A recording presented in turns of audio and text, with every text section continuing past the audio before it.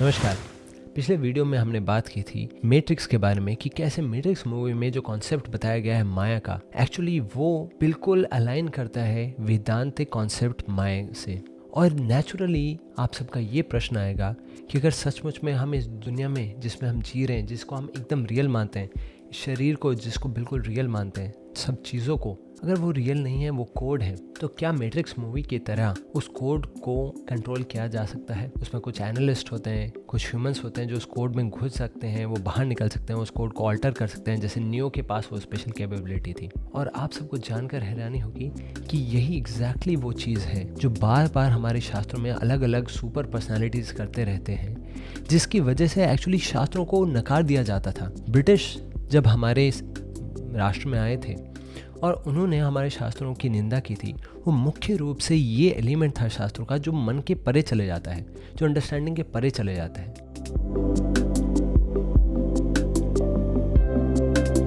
लेकिन देखने का प्रयास अगर हम करें, एक्चुअली ये वही सारी बातें हैं जो दिखा रही हैं उनकी सुपर कैपेबिलिटीज़, उस कोड को अल्टर करने के लिए, उससे घुसने के लिए, बाहर निकलने के लिए और उसको मैनिपुलेट करके रियलिटी को चेंज कर देने के लिए। इन्हीं को बोला जाता है अष्ट सिद्धि। आप सब ने हनुमान चालीसा में ऑफ कोर्स ये सुना होगा, अष्ट सिद्धि न होने के दाता। वो अष्ट सिद्धियाँ जो इतनी बार आप सबके घरों में पूजा इत्यादि में रिपीट होती हैं, वो कौन सी अष्ट सिद्धियाँ हैं? वो एक्चुअली वही अष्ट सिद्धियाँ हैं कि आप किस तरीके से, किस टाइप की कैपेबिलिटी प्राप्त कर चुके हैं इस कोड को अल्टर करने की। अष्ट सिद्धियों का नाम है अणिमा, लघिमा, महिमा, प्राप्ति, प्राकाम्य, इशिता, वशिता, काम, वसायिता सिद्धि। ये 8 सिद्धियां जो हैं वो बेसिकली इसी कोड को अलग अलग लेवल पे ऑल्टर करने की कैपेबिलिटीज़ हैं। जब योगी मेडिटेशन में बैठता है तो वो धीरे धीरे करके इस नेचर के कोड को समझने लगता है, इसको ब्रेक करने लगता है, इससे डिटैच होने लगता है, वो दूसरी रियलिटी से कनेक्ट होने लगता है और उसके अलग अलग लेवल्स पे वो कंट्रोल गेन करने लगता है लोअर लेवल के कोड पर। जैसे अणिमा वो सिद्धि है जिसमें वो व्यक्ति फिर अपने हिसाब से अपने साइज को चेंज कर सकता है इस कोड को समझने के बाद। लघिमा वो कोड है, वो सिद्धि है जिसमें हम बहुत हल्के हो सकते हैं, प्रैक्टिकली फ्लोट कर सकते हैं। प्राप्ति वो सिद्धि होती है जिससे अगर आप कोई भी ऑब्जेक्ट जो आपको ध्यान आ रहा है उसको अपने पास प्राप्त कर सकते हैं। प्राकाम्य वो सिद्धि होती है जो भी आपके हृदय में इच्छा हो रही है उसको आप संतुष्ट कर सकते हैं। इशिता उस लेवल की सिद्धि है कि आप कोड को पूरा समझ चुके हैं पर कोड के परे नहीं गए हैं और अब आप कोड को ऑल्टर इस हद तक कर सकते हैं कि आप अपना रूप, दूसरों के इच्छाएं, दूसरों के एक्शंस सब कुछ कंट्रोल कर सकते हैं। वशिता वो सिद्धि है जिसमें आप फाइनली उस कोड के बियॉन्ड भी जा सकते हैं। उसके परे क्या है इसका बस नाम बताया जा सकता है, उसकी डिटेल्स नहीं। वशिता के बाद आती है काम, वसायिता सिद्धि कि बेसिकली जो भी इसके बियॉन्ड है, इस कोड के बियॉन्ड है, उसमें फ्रीडम। और ये जो अलग अलग परफेक्शंस होती हैं, इनके अलावा भी कई सिद्धि होती हैं। जिस प्रकार से आपने सुना होगा कि हनुमान जी एक ब्राह्मण का रूप धर के राम जी का टेस्ट लेने जाते हैं, जिस प्रकार से आपने रामायण महाभारत अलग अलग जगह पर कई सिद्धियों के बारे में सुना होगा। एक बार आपने सुना होगा कि कैसे भीम हनुमान जी की पूंछ हटाने जाते हैं, बूढ़े बंदर को सोचकर वो पूंछ हटाने जाते हैं पर हटती नहीं है। हनुमान जी इतना वेट धारण कर लेते हैं और फिर अपना विशाल रूप दिखाते हैं। हनुमान जी क्योंकि अष्ट सिद्धियों में परफेक्ट हैं तो वो अलग अलग समय पर इन चीज़ों को दिखाते हैं। आपने देखा होगा रामायण में कैसे वो आता है, कभी वो बिल्कुल छोटे हो जाते हैं, कभी वो विशाल काय रूप धारण कर लेते हैं और हनुमान जी उड़ते हैं। फ्लाइंग मंकीज बोलकर लोग रामायण को तो नकार देते हैं पर अगर हम ध्यान से देखें ये एक्चुअली प्रूव दे रहा है कि किस प्रकार से रियलिटी को ऑल्टर किया जा सकता है अगर आप इसको समझ गए हैं। इससे घबराहट निश्चित रूप से हो सकती है लेकिन ये चीज़ें डेफिनेटली ट्रू हैं। एक सिद्धि होती है काम रूप सिद्धि। उस सिद्धि में अगर हम चाहें तो हम कोई भी रूप धारण कर सकते हैं। अगर आपको किसी वानर का रूप धारण करना है आप वो कर सकते हैं।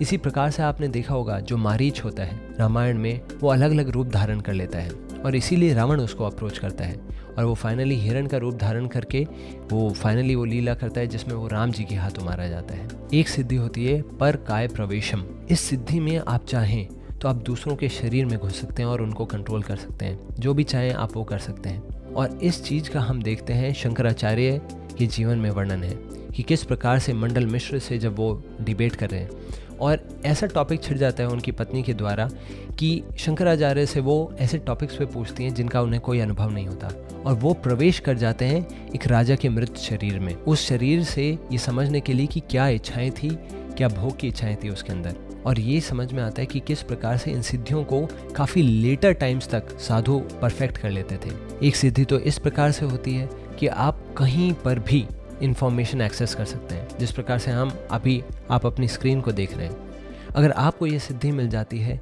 तो आप इस फ़ोन को ही नहीं, मेरी जगह पर जब मैं बैठा हुआ हूँ, इन सब चीज़ों को परसीव कर सकते हैं जो मेरे स्टूडियो में रखा हुआ है। इसी के अलावा आप दुनिया में किसी भी चीज़ के बारे में इंफॉर्मेशन एक्सेस कर सकते हैं। और मन जब ये सिद्धि आप प्राप्त कर लेते हैं, ना कि सिर्फ आप इंफॉर्मेशन गैदर कर सकते हैं, आप अपनी बॉडी को भी ट्रांसपोर्ट कर सकते हैं उस जगह पर। और इसीलिए जो अलग अलग कॉन्सेप्ट्स हमें सुनने में आते हैं कि कैसे हनुमान जी मन की इच्छा से कभी इधर चले जा रहे हैं, कभी उधर चले जा रहे हैं, या फिर हमें यही कॉन्सेप्ट्स अलग अलग मूवीज़ में भी दिखते हैं टेलीपोर्टेशन के, ये सब सिद्धियों की परफेक्शन है। और इसीलिए हमें समझना है कि शास्त्रों की ये जो बातें होती हैं, जिनको स्कॉलर्स, फिलोसफर्स बस ऐसे ही रिजेक्ट कर देते हैं क्योंकि कल्पना के परे हैं, इनफैक्ट वो इस चीज़ को दर्शाते हैं कि कैसे ये वर्ल्ड, प्रकृति एक कोड पर रन कर रही है, और उस कोड को परफेक्ट करने के बाद आप भी उसको ऑल्टर कर सकते हैं। इन चीज़ों को अचीव करने के लिए क्या करना पड़ता है, अब यही एक नॉर्मल प्रश्न बचेगा। तो मैं आपको ये बताना चाहूँगा, इन सिद्धियों को प्राप्त करना अत्यंत मुश्किल है, और कई सालों की तपस्या के बाद योगी उस स्टेज पर पहुंच पाते हैं कि उन सिद्धियों को प्राप्त करने लगते हैं। लेकिन योग मार्ग पर भी इन सिद्धियों को कभी गोल नहीं बताया गया है। अल्टीमेटली ये वर्चुअल है। जो योगियों के लिए अल्टीमेट सिद्धि होती है वो है इशिता के बाद। बेसिकली आप इस रियलिटी को, इस कोड को ट्रांसेंड करें, और जो तुरीय स्थिति होती है योग सूत्रों में जो बताई गई है उसको प्राप्त करें, अलग अलग दर्शनों में जिसका अलग अलग रूप से वर्णन है। और इसीलिए इन सिद्धियों को योगियों के लिए इनफैक्ट एक डिस्ट्रैक्शन की तरह माना गया है कि कोड के साथ खेलना कितना एंजॉयबल लगेगा अगर आप रियलिटी के साथ खेलें। किसी भी कोडर से आप पूछें, इनफैक्ट मैं IIT से हूँ तो मैं आपको बिल्कुल बता सकता हूँ, कोड्स के साथ खेलना, कंट्रोल करना सॉफ्टवेयर्स को, उनके द्वारा अनोखी चीज़ कराना, हैक करना, क्रैक करना, ये सब चीज़ें बहुत ज़्यादा एल्योरिंग होती हैं। ऐसी एल्योरमेंट्स जिससे लोग बहुत गलत डायरेक्शन में भी चले जाते हैं और वर्चुअल रियलिटी में प्रैक्टिकली पूरा फंस जाते हैं, और वो इस वर्ल्ड की रियलिटी को ध्यान कई बार नहीं दे पाते। इसी वजह से इन सिद्धियों के बारे में जानकर इनसे अट्रैक्टेड होने के बजाय मेन फोकस हमें करना चाहिए कि इस कोड को हम समझें और इसके बियॉन्ड की चीज़ों को समझने का प्रयास करें। इसीलिए मैं आप सबसे रिक्वेस्ट करूंगा, अगर आप इन सब चीज़ों से इंप्रेस हो रहे हैं तो आज ही रजिस्टर करें हमारे गीता कोर्स में, इसका लिंक डिस्क्रिप्शन में दिया हुआ है। और ये वीडियो ज़रूर शेयर करें उन लोगों से जो समझते आए हैं कि रामायण महाभारत में जो भी चीज़ें हमारी कल्पना के परे हैं वो सिर्फ मिथ्या है। इनफैक्ट वो सिर्फ एक कोड है जिनको हम नहीं समझ पाए, पर अब समय है उनको समझने का, अप्रिशिएट करने का। धन्यवाद।